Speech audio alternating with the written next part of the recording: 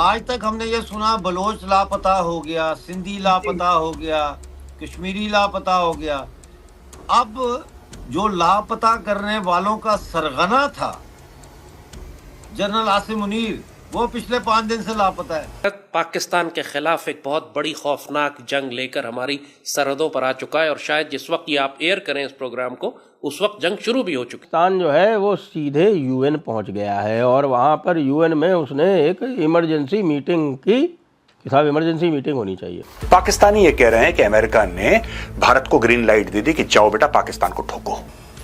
कुछ पता नहीं कहाँ है। मुझे पूछा लोगों ने कि जी ये तो बाहर चला गया, उधर चला। मैंने कहा नहीं, चूहे की जब मौत आती है तो वो बिल में घुस जाता है।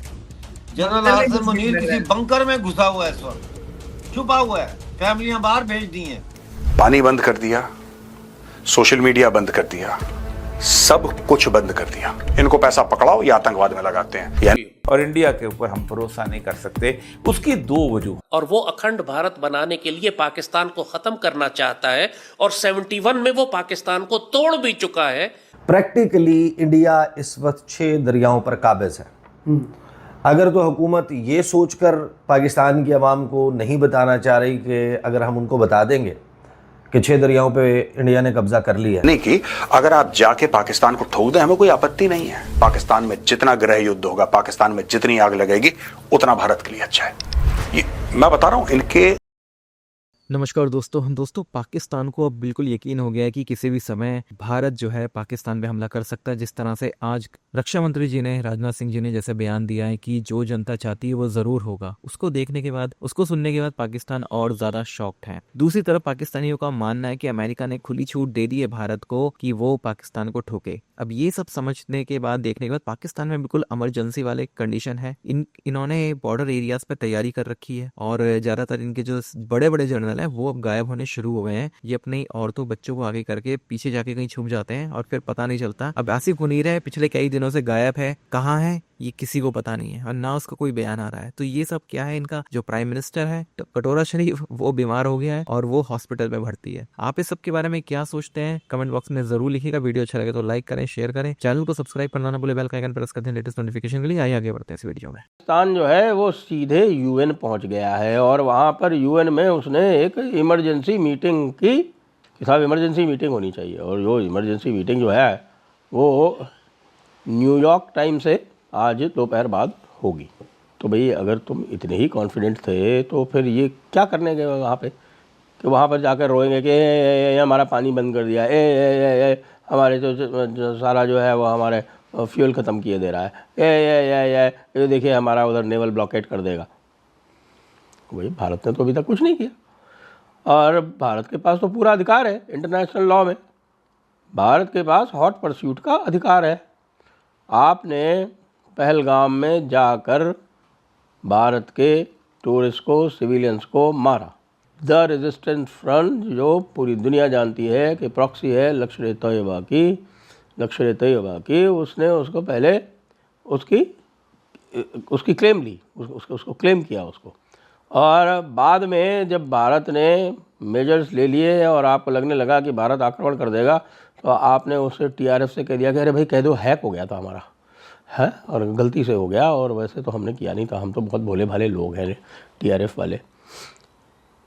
2019 में भी लश्कर ने क्लेम किया था और लश्कर ने क्लेम किया था या कि उस वक्त आपके जैश ने क्लेम किया था, ध्यान नहीं आ रहा मुझे। लेकिन ये काम तो कर रहा है, दूसरी तरफ जो है वो एक और भी काम कर रहा है पाकिस्तान। कि पाकिस्तान यूएन में इंडस वाटर ट्रीटी को लेके पहुंच गया। उसके इंडस वाटर ट्रीटी उसमें एक मुख्य अवयव होगी। तो भारत क्या कहेगा? भारत ये कहेगा कि साहब दोस्तों, ये है JD Vance, vice president of the United states of America, और इनके एक बयान से पाकिस्तान में बड़ी खलबली हो रखी है। बहुत परेशान है पाकिस्तानी, उनके यूट्यूबर्स, उनके जो चैनल वाले हैं, सब जगह ये बहुत परेशान है कि ये जेडी वैंस ने क्या दिया। अगर आप ये स्टेटमेंट देखें जेडी वैंस का, तो ये तो शांति की बात कर रहा है। अगर ये शांति की बात कर रहा है तो फिर पाकिस्तानी इतने परेशान क्यों हैं? देखिए क्या कह रहा है।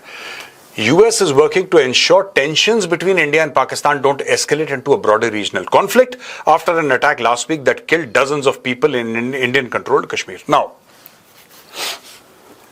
ये JD Vance का एग्जैक्ट स्टेटमेंट है। काफी इंडियंस कह रहे हैं कि साहब इंडियन कंट्रोल्ड कश्मीर क्यों लिखा वगैरह, छोड़ दीजिए, वो उनका नॉमेनक्लेचर है। We don't agree with it. आप एक दूसरे कॉन्टेक्स्ट से इसको देखिए, ठीक है। अगर आप इसको इग्नोर कर सकते हैं तो मैं आपको कुछ और समझाने की कोशिश करूंगा। ये जो रेड में है ना, India and Pakistan don't escalate into a broad regional conflict.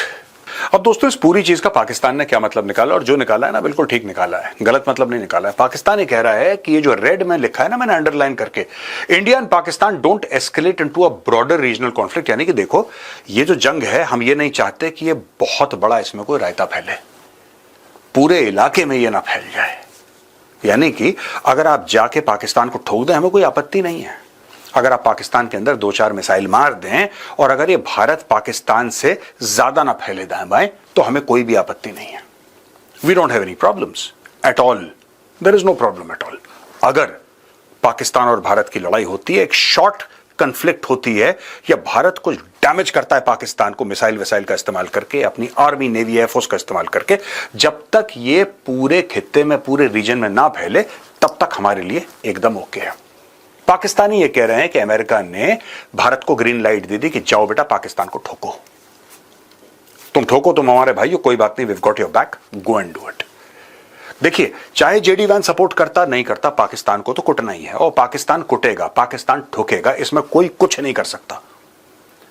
Pakistan जो है अब जाके दुनिया भर के पैर पकड़ रहा है कि बचाओ बचाओ बचाओ, मार पड़ने वाली है। बात है, लेकिन आप उनको बताएं कि हो क्या रहा है, सही, और हो क्या चुका है।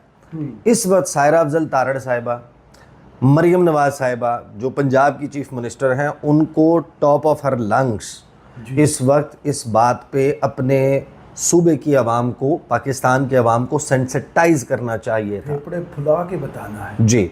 सायरा अफजल तारड़ साहिबा कह रही है ना कि मैं चनाब किनारे खड़ी हूँ। वो जहाँ पर खड़ी हैं, ये मई के महीने में रिकॉर्ड कर रही हैं। मैं आपको बताऊँ, अगर ये 2 महीने के बाद जिसको चनाब का किनारा कह रही हैं, यहाँ खड़ी भी नहीं हो पाएंगी, पानी इससे भी ज़्यादा हो जाएगा। सवाल ये नहीं है, देखें इंडिया ने जो स्टेप उठाया है और अब तक जो कुछ कर चुका है, उसका इम्पैक्ट क्या है। 1960 से आपके और इंडिया के दरमियान इंडस वाटर ट्रीटी मौजूद है, जिसके तहत सबसे पहले तो जाहिर है कि ये पाकिस्तान की फेवर में नहीं है कोई वाटर ट्रीटी। हमने 3 दरिया बिल्कुल ही, जिसे कहते हैं कि फोरगो कर दिए, सरेंडर कर दिए, जिसके ऊपर देखें सतलुज, ब्यास और रावी के ऊपर उनका पहले जो डैम था वो था रंजीत सागर डैम। रंजीत सागर डैम के बाद पठानकोट, ज़िला पठानकोट में उन्होंने बनाया एक और डैम, शाहपुर कांडी डैम। वहाँ से इन्होंने इसका पानी, रावी का पानी मोड़ दिया राजस्थान और पंजाब के मुख्तलिफ इलाकों से होता हुआ, उसको आबाद करने के लिए। फिर उनका है पोंग डैम और भाखरा डैम, ब्यास पे और सतलुज के ऊपर। और प्रैक्टिकली वो 3 दरिया उन्होंने कंट्रोल में किए। उनके पास उसके ऊपर इतने रिजर्वायर्स मौजूद हैं कि वो पाकिस्तान की एक एक बूंद रोक सकते हैं। सारे का